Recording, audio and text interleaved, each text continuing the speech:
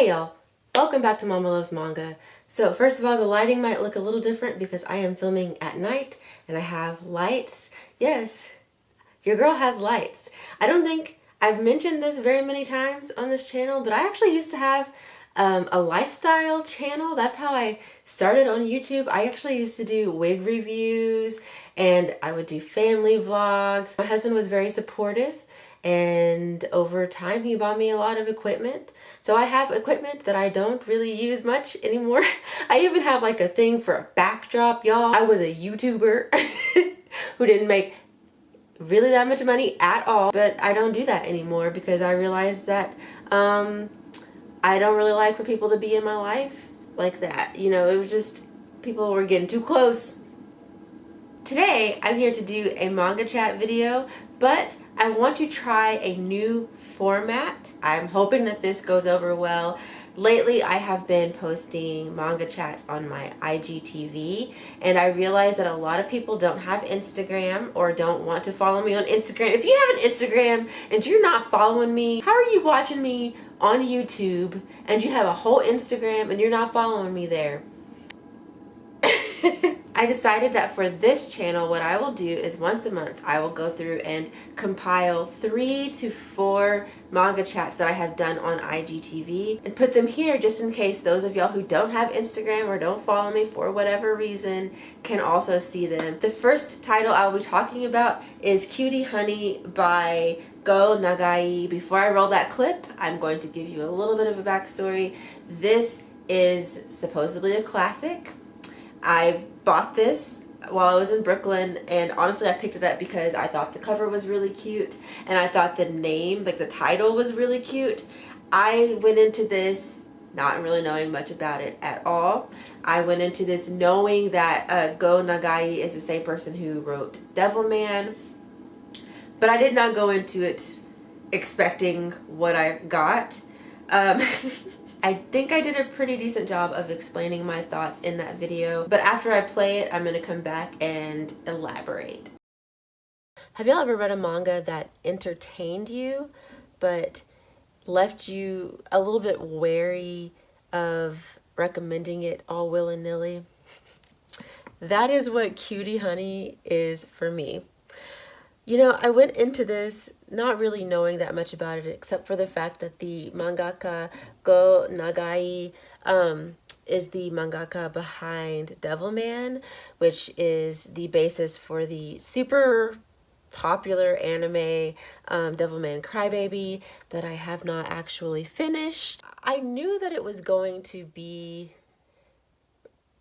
something. I didn't know what it was going to be, and you know, side note, if you can hear laughing and things and such as, it's because I have family. I have children and husband who acts like one. I didn't know what to expect, but I did not expect to actually be as entertained as I was. I laughed out loud many times. I also was grossed out. I cringed, but for the most part, I was entertained. Would I say I loved this? No. I don't even know if I necessarily like it. I just know that I was entertained. Cutie Honey follows a teenage girl who happens to actually be an android that was created by this mad scientist guy who gets killed pretty early on in the story. And he created her to hide this other invention that he had made that's this awesome, amazing thing that allows whoever has it to transform into different things. And so because it's in her, she is able to transform into, I think, 7 different people, so to speak, 7 different versions of herself with different powers, different abilities. And so it's sort of like a play on the magical girl trope, you know, that transforming girl, with a very, I guess you could say, erotic twist. I mean, I personally did not find this to be erotic in the sense that I enjoyed that aspect of it at all. It's inappropriate, it's irreverent, it's a lot of things, and I think that's what makes it so entertaining, because you go into it and it's like, wow, he really drew that, or he really had that character say that. This is ridiculous. What the heck am I reading? And it's fun.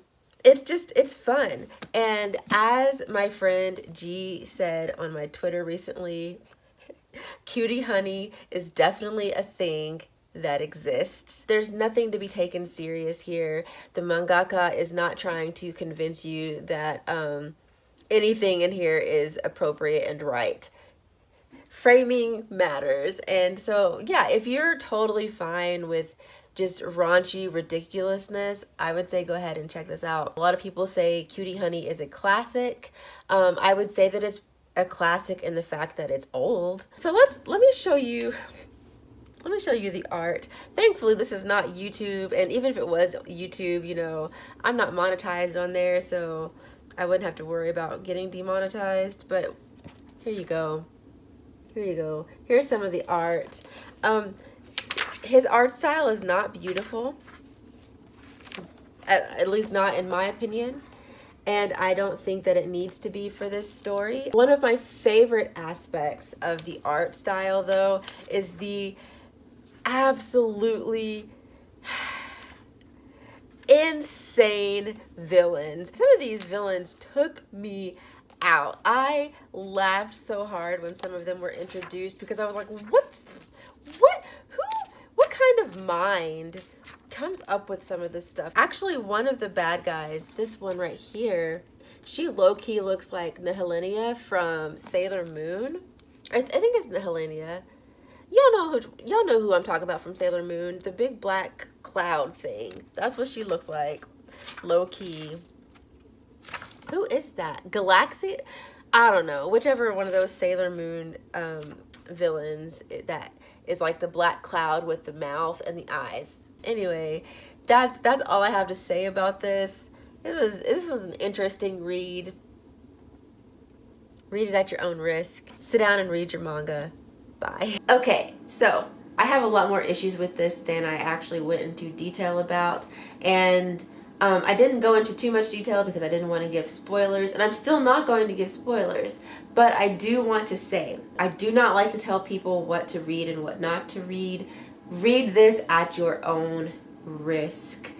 I don't think that the mangaka wrote this with the intent of telling people that they should do any of the things that are in here. I do think this is meant to be over the top and sort of like a parody on the magical transforming girl trope, but it's out there. I absolutely felt uncomfortable reading it, and I cringed, but I also laughed at times. There were some times when I genuinely laughed out loud. So this is not something that I recommend all willy-nilly. Honestly, I'm not even going to go on record and say that I recommend it. I don't. I do think that I'm going to give this away in an upcoming giveaway, because I thought about it and I just don't really have a need for it on my shelf. Yes, I laughed at some points, but I don't see myself reading this again. I really don't. So let's move on to the next title I will be talking about, and that is Suki by Clamp. This is a short 3-volume series. We all know that I stan for Clamp, and this is a series that I was very hesitant to start because I knew that it was going to be at least somewhat about a romance between a high school girl and a teacher. Now, it's not that straightforward. There's a lot of people not being what they seem, but the main girl, Hina, does have a major crush on a much older man. He is 32 years old. She is, I want to say, 16 or something like that. Just watch the clip and you will see how I felt about it. Hey y'all, so I wanted to hop on here really quick to give my thoughts on the first volume of Ski. If you've been watching my Instagram stories or if you follow me on Twitter, you know that I recently pulled this out of the unread mug. And, you know, I have been avoiding this series for a while, despite the fact that it is a Clamp title. And we all know that I stand for Clamp. I've been avoiding this because it is heavily implied in the description on the back of this first volume that this is a potential romance between a 32-year-old teacher, which I didn't know he was 32 until I started reading this first volume, and a high school student. So you can imagine why I'm over here like,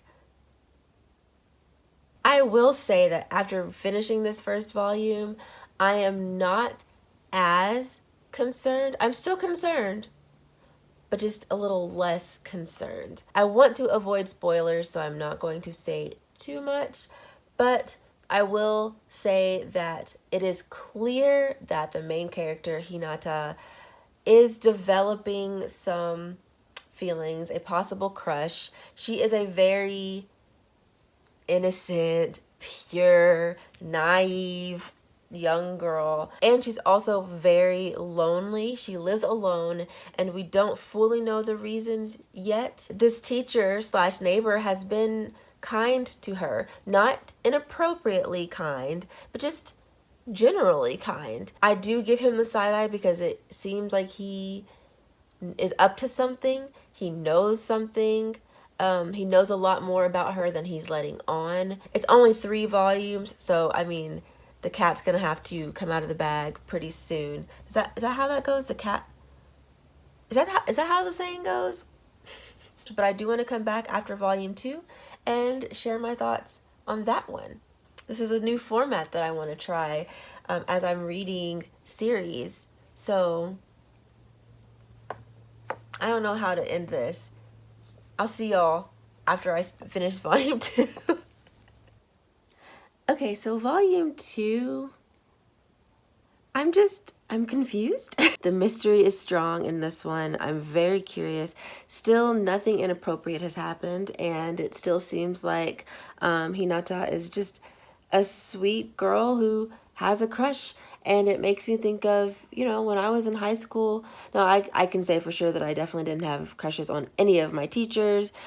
Maybe I just didn't have any like attractive teachers. I definitely remember being around 16 and having a crush on someone who worked at this grocery store in the town that I sort of grew up in. He was the guy who like sacked groceries, and he was so cute. He would have been around probably in his early 20s, definitely not in his 30s, because listen, no. When you're young, you might have crushes on people who are older than you. I don't necessarily have problems with stories about that. I just have a problem when the adult person in the situation doesn't act like an adult. I think about myself when I was 16, and I'm so glad that I didn't make any major decisions in my life at 16, because I think about where my life would be now, and ooh, no. Thankfully, nothing inappropriate has happened, but it definitely has left me with questions.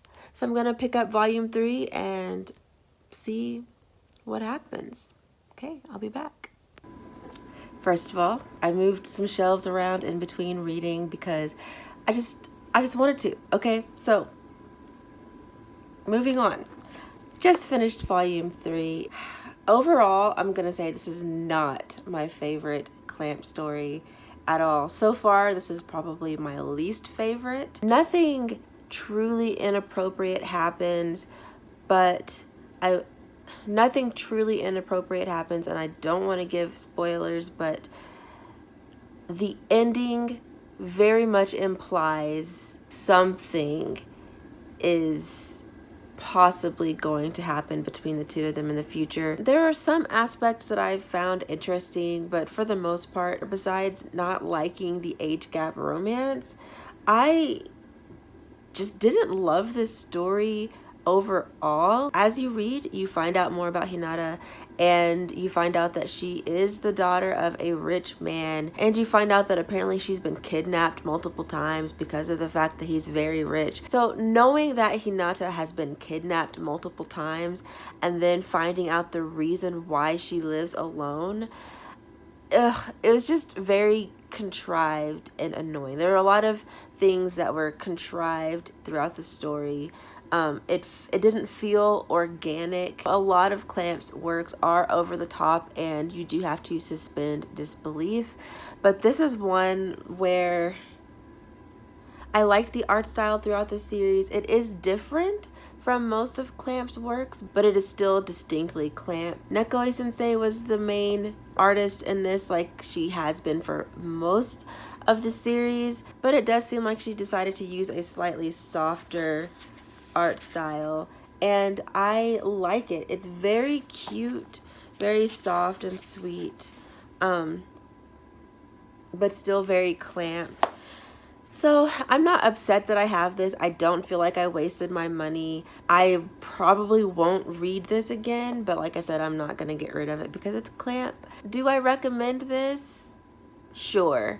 If you are curious about it and you like Clamp and you want to read a fairly wholesome age gap story, go right ahead, but it's not something that I feel like is a must read. That's all I have to say about Suki by Clamp. If you have any questions and you don't mind spoilers, feel free to DM me. I think that would be the easiest way because I don't want to spoil it for anyone who doesn't want spoilers. But if you don't care and you want some details, hit me up in the DMs. So I'm going to go now. Sit down and read your manga. Bye.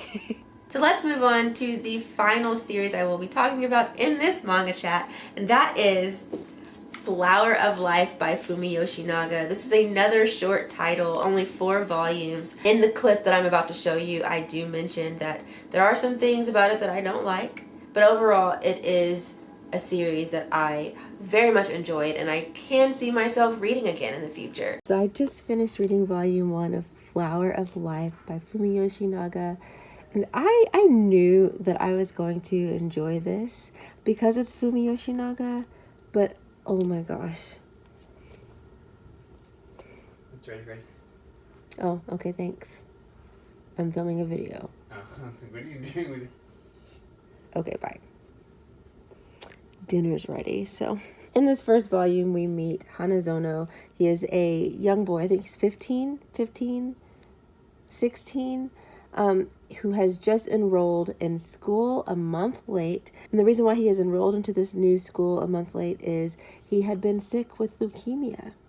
And he has now recovered. He had a bone marrow transplant and he's finally able to go back to school, and he's having to basically, like make friends. And it's the most hilarious, adorable, cute story. He ends up joining the manga club and he's developing relationships with all of his classmates, but there is one classmate that he's especially close with, and I'm not sure what the nature of their relationship is going to turn out to be, but right now it is the most adorable friendship, and I ship them because they're so cute. Oh my gosh, there's so much that happens in this first volume, so it's really hard to talk about it without giving spoilers. This doesn't just follow the students. You also get to meet a couple of the teachers and their interesting relationships. I love this. I love it, and I can't wait to start volume 2, so I'm going to go ahead and do that after I have dinner. Okay, so I just finished reading volume 2. This series just keeps getting better with each volume. I absolutely loved this. The main focus on, I guess I should say in the first volume, the main focus was just, what is his name? Harutaro? I think it's Haru. We'll call him Haru. So in the first volume, it was really just Haru getting to know his classmates and being introduced to everyone. It set up some of the plot lines. Now in this volume, the main focus was Haru and I think, what is his name? Saito, I think is what his name is. The two of them creating a manga together, and also Majima, who is probably my favorite character. He is, of course, a Megane. He and another classmate whose name, oh my gosh, I cannot remember her name. She is an amateur mangaka. They end up making a play around her original work.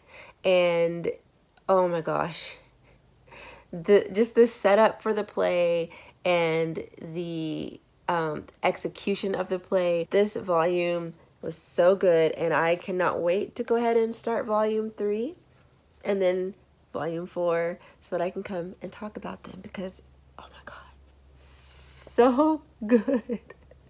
Y'all can barely see me because my little lights are dying, so I'm gonna make this quick. I just finished reading volume 3, and you know, I'm still enjoying this series, but something happened that I don't like. Spoiler alert, there is a student-teacher relationship, and I don't like it, but I love everything else about this series. Wow, y'all really can't see me. So I'm gonna end this. I'm gonna end this now because that's really all I have to say. Well, I finished volume 4. I have a lot of feelings. I definitely teared up while reading this volume. I grew attached to really all of these characters. The one thing that I don't like about this whole series is the teacher-student relationship that I mentioned after reading volume 3. But I will say that framing is very important, and this story in and of itself is framed in a way that is simply telling the story of people's lives. I don't get the sense that Fumi Yoshinaga is trying to condone anything. She's just telling a story about people, and that is something that I really appreciate about her. And despite the fact that I'm not a fan of teacher-student relationships, I actually enjoyed reading about these people and their messy lives, watching the characters grow and seeing them make mistakes and realize that they've made mistakes and trying to rectify them. And I love slice of life stories. I love dramas. I love this is the type of manga that I love the most. I'm so attached to the characters, and I really would like to see more from them. It does end in a way that leaves things a little open, and I was sad for a second, but I'm actually glad that I don't know what has happened to these characters, because it's kind of fun to just imagine. So let me show you the art. Her art is always quite lovely. She utilizes soft lines but also sharp ones as well. Her characters tend to have very sharp faces, and yet there's something soft about them, and I appreciate that. I've heard people complain that her characters look too similar, and I will admit that there are characters that look a lot like other characters in her other series, but there's something about the way she draws facial expressions that really sets her work apart. These 2 pages right here absolutely broke my heart. Look at the anguish on his face. Oh my gosh, it's just, this is where I teared up, because I was like, no, my baby. So like I said in my last review, if you have any questions about this, feel free to hit me up in the DMs if you don't mind spoilers.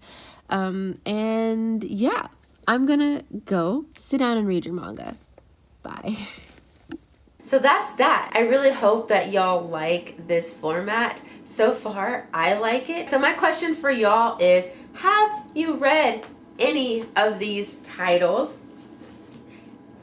And what do you think about them? Let's talk about them in the comments. Let's chat. I know I read a lot of titles that aren't super popular right now, but surely some of y'all have read some of these. If you haven't read them, let me know if there's something that you would be interested in, or if you have any suggestions of series that I would like based on my thoughts on these 3 series, you know, let me know.